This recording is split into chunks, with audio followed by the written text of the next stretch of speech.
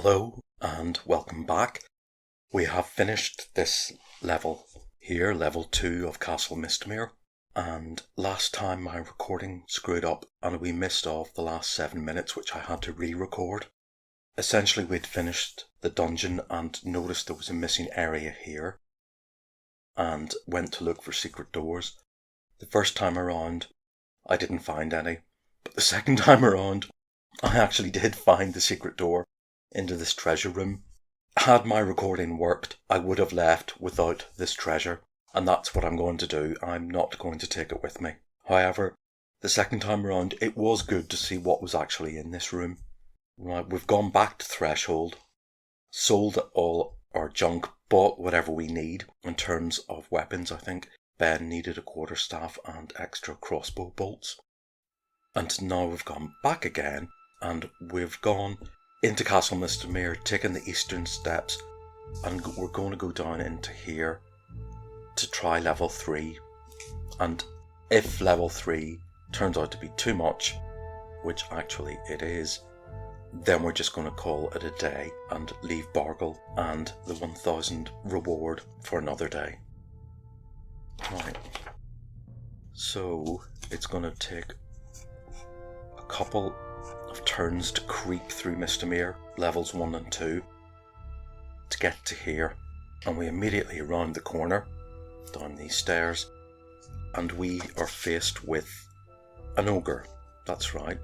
A single ogre guards this room and is under orders to slay anyone other than kobolds or Bargle himself. If he detects intruders, the ogre bellows a warning to the ogres in area 75, and he attacks.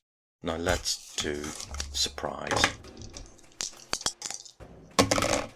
Nobody surprises anyone. Let's do initiative. And it gets initiative.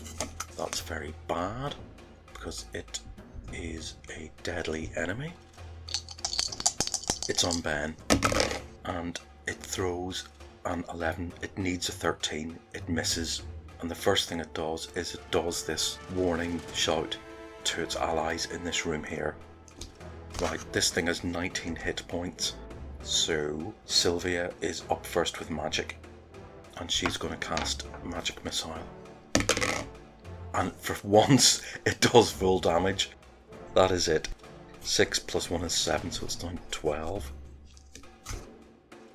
Next we have Liz at the back with a bow, and she does 10 plus 2, 1 for dex, 1 for short range, which is a 12. That hits AC 7. Not good enough. These things have AC 5. Right, then we have Donard with his mace. Hits a 17. Excellent. That's plus 1 for his strength. That's AC 1. Plus 6 damage. Again. Plus 1 is 7. This thing is down to 5. Then we have our main fighter Ben, who misses, and then we have our retainer Carrick, who hits with the 12 plus 2 is a 14, AC 5, and that hits, and 1 damage, plus 2. This thing is down to 2 hit points. Right, let's roll for initiative. It's mutual. Right, now will it try and run? It has a morale. Let's do its morale. It's quite high, 10 or more. And it stays and fights. So let's see what it does. And it misses. Right. Sylvia on bows. 14. She gets just a short range bonus. That's 15. Hits AC 4. 4 points of damage.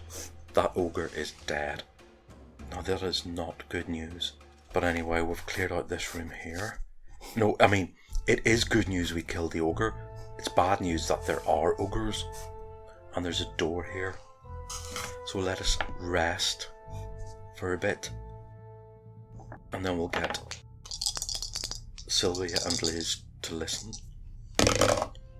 And Liz does listen but there is nothing to hear because this is merely a corridor.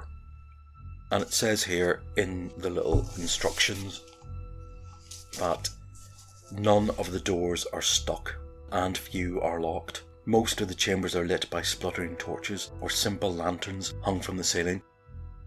So Malin doesn't have to hold the lamp. Okay. So anyway, well, we used up 3 oil. We want to open this door, move down the corridor, and we have a choice of a door to the south or an opening to the north, or the corridor goes further east. Personally speaking, I prefer not opening doors but looking in open corridors. At least you can glance in, so there's no shuttering of the lantern because the place is lit. And we're going to go into room 75. Now, we've been told this is an ogre's den, and 3 ogres were eating, drinking and gambling, but unfortunately this ogre here shouted a warning and they've stopped and they're ready for the first round of combat. Had we killed this ogre before he could act, these guys would be behind a table eating and drinking and we would get 1 round in. Let's roll for surprise. Or actually, yeah, let's roll for surprise. And they surprise us. Right, okay. That's a free hit on each of our fighters. The one on Ben misses. The one on Cleric or Donard, 13 hits, does 3 damage, plus 2 is 5. Okay. He's down to 3 HP. And the one on our dwarf throws a 12, misses. Right. Let's go for initiative. They get initiative. The one on Ben misses. The one on Carrick, or the one on Donard, misses. The one on our retainer, whoops, misses. Can't say better than that.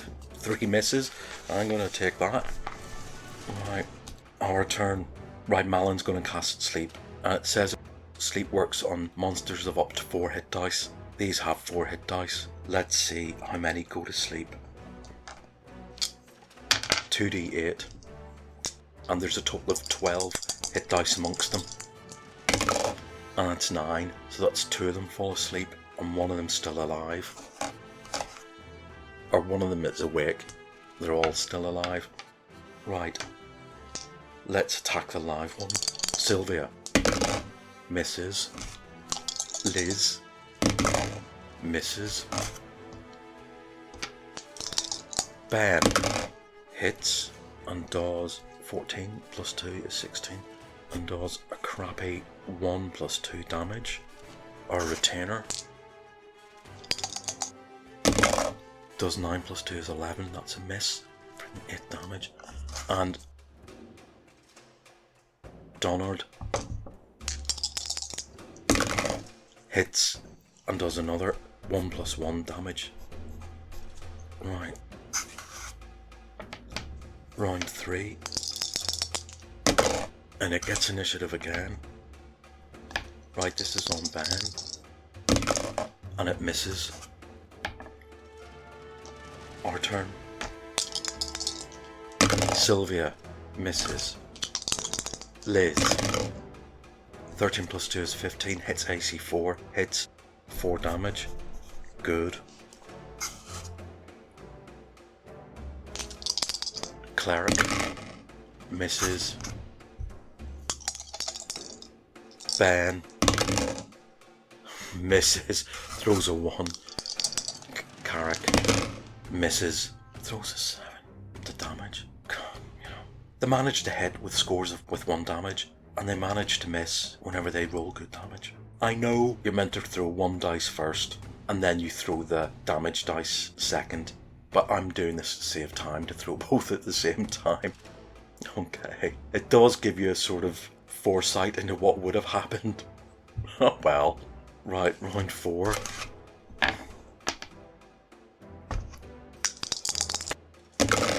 And it gets initiative again.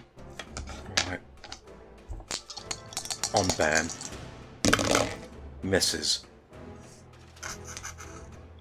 They needed 13 to hit him, in case you were wanted to know. Sylvia. Misses. Liz. Misses. Donard. 13 plus 1 is 14. Hits AC 5. They have AC 5. Excellent. 6 plus 1 is 7. Down to 3 HP. Oh, sugar, no. He's on slings.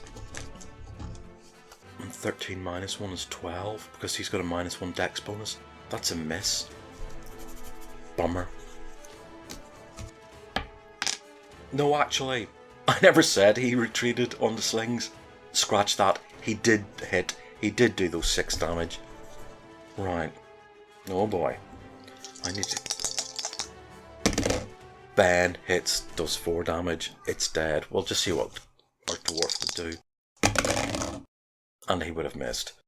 Right. Sorry for that screw up. I thought Donald had retreated to take out a sling, but I remember he didn't. Okay, the ogre is dead, and the other 2 are asleep, and it's a case of slitting their throats. And we're finished with this room here.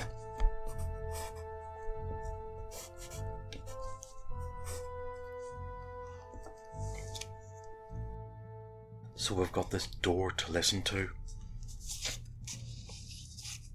Let's try it. And nobody hears anything. So we're going to open the door slowly and look in. And sure enough, this is the ogre barracks. And ogre was asleep, but because of all the fighting, he has woken up. And he's only pretending to be asleep, and he springs up to attack the moment any character draws within reach. So we can see him sleeping. He's got one eye open. There's no surprise. So as we approach, he jumps up. Who has initiative? It gets initiative. Holy moly, these things are amazing at initiative. Right. And it's on Ben. And it does an 18 plus 1 damage. That's 3. That's him down to 5. And Donald is down to 3. Right, our turn. Let's kill this thing. Right. Sylvia hits, does 1 damage. Liz misses. Donard is at the back and he is going to use his sling. Misses. Then we have our 2 frontliners. Ben hits and does 8 plus 2 is 10 damage. That thing is down to 8 HP. And our dwarf does a 10 plus 2 is 12. Not enough. Round 2.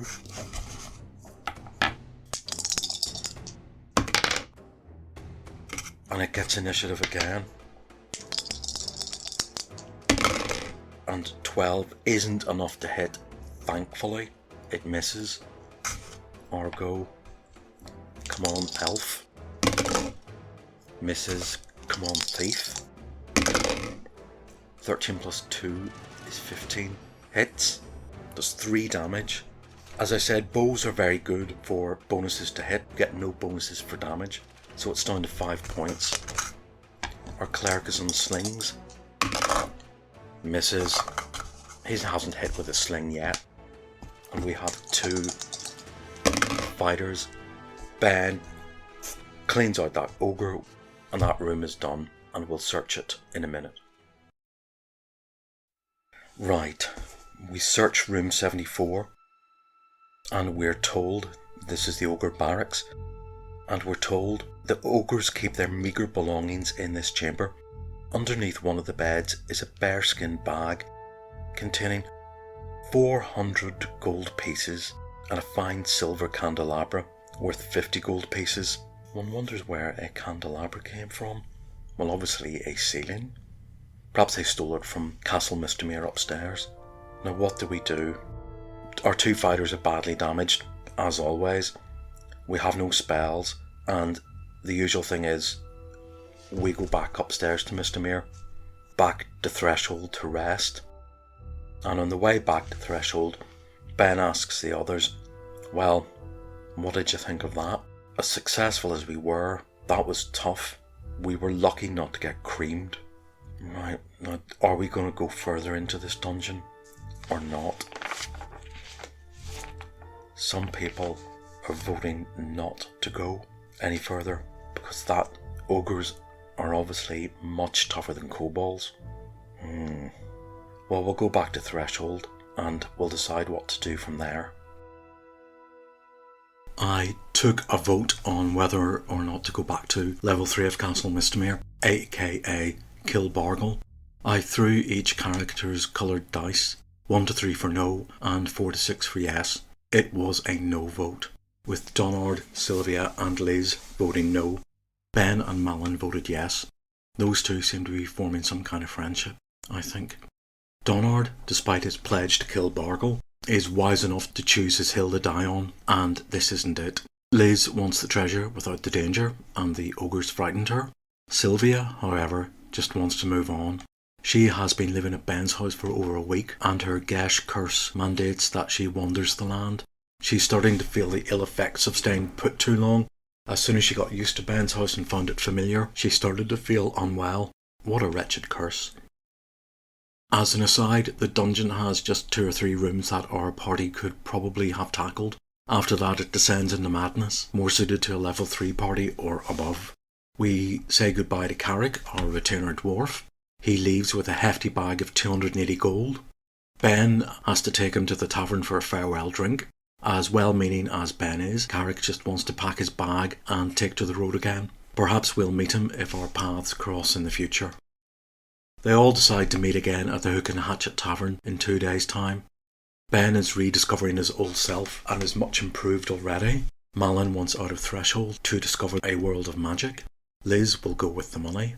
And Sylvia, she's glad to wander with company. And what of Donard? Donard went back to the temple. His dormitory was a simple clean cell with a bed, a desk and a chair.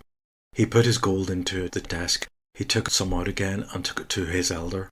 "This is very welcome," said the elder, with some surprise. "I'm grateful." "Father," Donard began with some difficulty, "is there a way I can serve the temple without being here?" "Why do you ask?" the elder replied. "I'm not made for temple life," said Donard. "I would rather purge the world of evil by going out into the world." "Have you tried temple life?" asked the elder. "You haven't been here that long." "2 days ago a woman came in," Donard began, "and asked me to petition my faith to help her with a problem." "That is what we're here for," said the elder. "Was her problem too difficult?" "Her problem," said Donard. "Her problem was that a neighbour's cat was using her garden to crap in, and she wanted to know if I could pray to stop it." The elder burst out laughing, but he stopped as he saw Donard's face grow darker. "What did you do?" he asked, concerned. "I did nothing," said Donard. "I wanted to punch her, but don't worry, I didn't."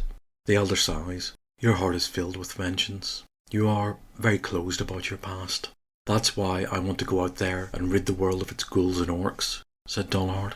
"How many?" asked the elder. "What do you mean? 10, 100, 1,000? The elder said. "What is your upper limit to vengeance, and when will you achieve victory over it?" Donard didn't reply, so the elder continued. "To answer your question, yes, you can serve the temple by doing good in the world, and you go with my blessing." Donard said thank you while staring at the floor. Then he got up and returned to his cell to rest and heal his wounds. Malin and Liz stood in their bedrooms for what they thought would be the last time. Their house was made of rough wooden planks and beams. Cracks and holes were filled with tar, standard for Threshold. There wasn't much to look at apart from their beds, a chair and a hook to hang a change of clothes. In a world of natural materials, many things didn't last. There were certainly no toys. They were always taken away and given to children who needed them more. There were no pictures or mementos. Maybe an unusual shaped stone or a bright piece of pink ribbon. Yet even if everything was so familiar to Liz and Malin to the point of boredom, it was still their familiar and their boredom. The knots and wood grain of the bare walls contained hidden ugly faces that spooked them as children. the holes in the roof where the birds nested. They were saying goodbye to all of it. Malin put on his shearing cloak. He had worn it before, in private, loathing it. But now he was wearing it as intended, part of growing up and leaving. He felt pride in the ages-old rituals of his people. Liz entered. Ready? Malin nodded. They went downstairs to where their parents were waiting. They knew Malin was leaving, but they didn't expect Liz to go too. Are you sure this is what you want? The father asked Malin. Seriously, thought Malin, after all the embarrassment with me not leaving, all the obvious avoiding of the subject, here I am doing what you want, and you ask me if I'm sure? What Malin didn't realise was not all parents looked forward to the shearing ceremony. Despite the feasting and the gift-giving, some dreaded it, especially those with boys who weren't cut out for the great outdoors. It also meant their job as parents was done. That was it. Soon the house would be empty of children. And all parents waited for the day when their son would return. It would happen when they least expected it, of course. The door would be thrown open, making them jump, and standing there tall and broad, filling the door frame, would be their boy, almost unrecognisable. And they, the parents, would have, in contrast, shrunk. Mothers would be small enough to lift off their feet, and fathers' shoulders would have tightened with rheumatism and could be hugged in one arm. But there were many parents in Threshold for whom that day never came. 5, 10, 15 years after the shearing ceremony, there was no knock on the door, and they were never to learn why. But, like a symbol of hope, these parents kept their half of the bargain. Each day they would get a little bit older and a little bit smaller, expecting that their son would keep his half of the bargain, that their door would be thrown open and a giant of a man too big to fit through would be standing there with open arms, and it would be like the old days again. But no. Don't worry, said Liz. I'll be looking after him. Mr. and Mrs. Carter said their final goodbyes at the front door, and Liz and Malin left to meet the others. They were sure to return one day,